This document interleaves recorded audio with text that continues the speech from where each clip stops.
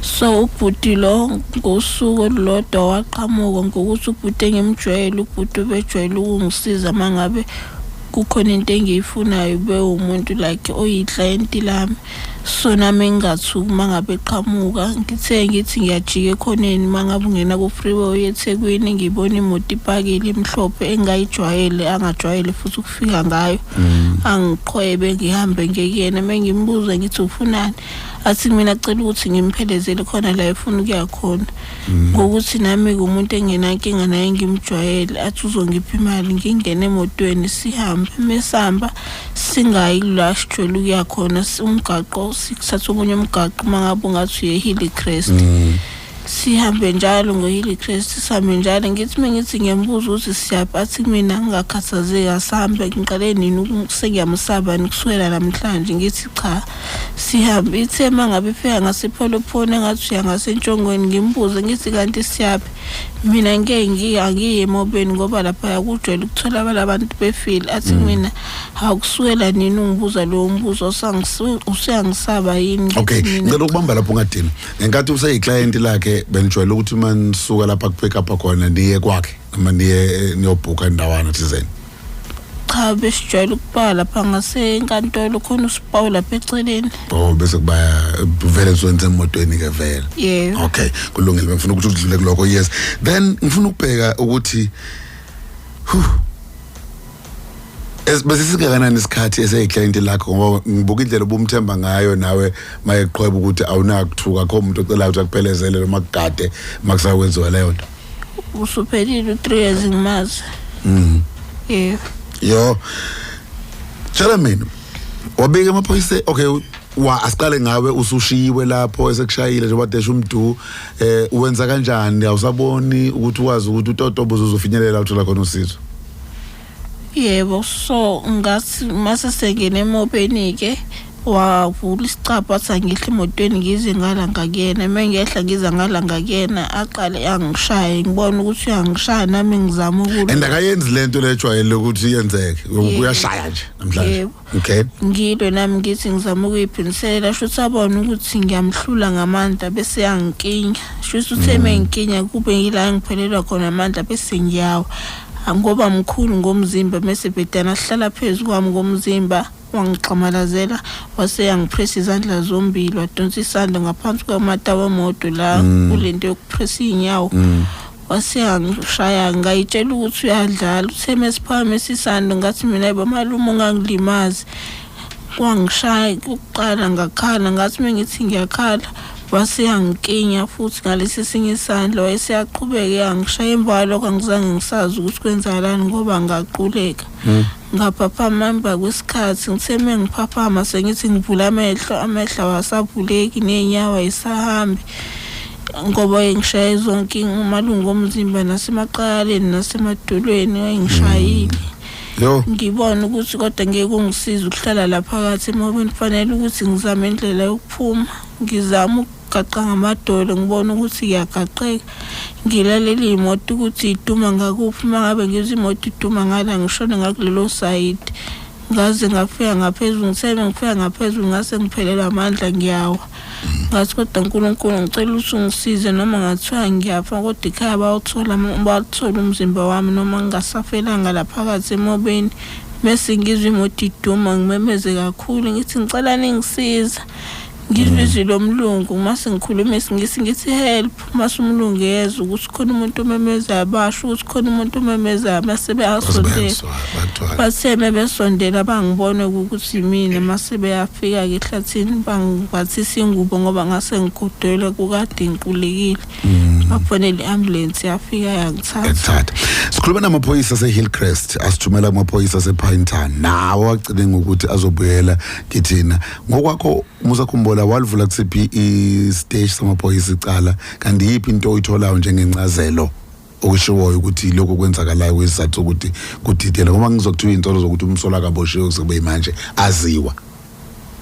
amaphoyisa kafika kanye mina wasePinetown ngisasesibhedlela kanye waphindanga kafika iphoyisa kumina so nje awazi yini ungafisa sikusize ngayo njengomphakathi oseningizimu Afrika njengamanje ngiyazi counseling ngiyoqala edingakalayo uzukwazi ukubukela iseyintsha lento enzeke ngoJanuary kade ubona unamehlo useshaywe ngesando akuzwakali neze kahle yini enye ofisa ukuyibona yenzeka la ngifisa ukuthi umphakathi wase-South Africa ungisize ukuthi kutholakale lo muntu owangilimaza ukwazi kwakho usahlala lapha ehlala khona yebo kusuhlale 316 eClermont okay yebo uhamba nomama wakho wena manje okay mhlawumbe nomama ngimfakele ma elakho nje nawe ongalifaka ingane sikhulumile yachaza konke lokhu yini kumuntu olalelo kozini zikhulu zamaphoyisa ngoba kuyamangaza ukuthi thoba umntaka kaboshwe kuthini yini ufuna ukuyibhodla enhlizweni yakho nongafisa abantu bekwazi ukuthi benisize ngayo sanibonani umphakathi waseNingizimu Afrika ngiyabonga ukuthola leli thuba ngumabonga Dlamini uMakajabu engingathanda ukusizakala ngakho ukuthi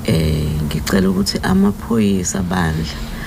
masifika kona sibika ikhalo zethu esuke zijule njengalezi basisize udaba bangaliyekeleli kuzothi wena olimalelwe kubo wena njalo othatha ufone ubuze kumseshi ukuthi ngisacela ukuthi kwenzakalani akhulume lokho akushoyo ukubonayo ukuthi akusilona iqiniso uthula ulalele kona athi ngizokufonela khululeka ngizobuyela kuwena kuphela amasonto uzophinda uqale phansi uphinda ufone ukuthi ngisacela ukubuza abantu ukuthi kwenzakalani kangangokuba ngagcina sengibonile ukuthi into yamaphoyisa ayikho ngoba leli cala ngilivule ePinetown yalithatha ePinetown nalesa kaNdengezi umseshi wakhona akafika ngisho ukufika wahlula ngisho sengimfonela ngisekhaya ngithi umseshi uTembe lo cha owakandengeza uNcobo engamfonela ukuthi baba ngisacela ukuthi ufike ngoba ingane ikhona uyipass out wathi ngeke ngikwazi ukuza ngoba namhlanje ngiyoholela ubaba impesheni ya mama so ukhala kakhulu ngokusizwa amaphoyisa mntu asivale mfowethu ngokuthi uzohambe wafika phi nodaba lokuthi sithole amaphoyisa province ke manje siwayeke lawe idesh nanokuthi usesi engagile social development akwazi ukusiza sipha ama social worker ke catering esikwenzile sifike kubona bebekhanda counseling salekelwa ke uDr Mpanza nomkhumbulo okay yes siyabonga kakhulu sibemsizileni usesinokwanda laba baba lelibokhosi kakhulu abaseprofession yabo sebem-assistile umqala ngoma-assister sahamba so approach futhi you-10 deaf and blind yes nabo njengamanje badila nayo sesiyam-assist okwamaphoyisa ngim-approachile uDr ubrigadier uNgcelosi yes wazama uku-activate ubaba uKennel uSikhakhane but-ke besingakazi i-feedback ukuthi beyiphi up until izolo ngoba sebeza ukuthi nanto ukhoza seliyaphusha ethuleleni nakho mama ukuthi uthole i-call esivela kumseshi ukuthi ushayiswe imoto umfana usesibhedlela umseshi ade ngakusho sonke lesikhathi nesikhakhane uCaptain lo umsolwa lo seshayiswe imoto yes hayi isheshile okay bathi-ke umseshi ngazi ukuthi usemtholile-ke manje useboshiwe kodwa kade ngaba sonke lesikhathi umseshi ubemazi umfana engambophi all right no it's fine asilindeleni kuze ukuthi bazothini mntu wena uDabu lazi kangcono yini ocabanga ukuthi umphakathi ngiyazi umama bakho bahluleka ukuchaza kabanzi yini ayidingayo kakhulu lo mndeni awudinga nje i-support ne-training kakhulu ne-operation yokuthi njengoba engasabona akwazi ukuthi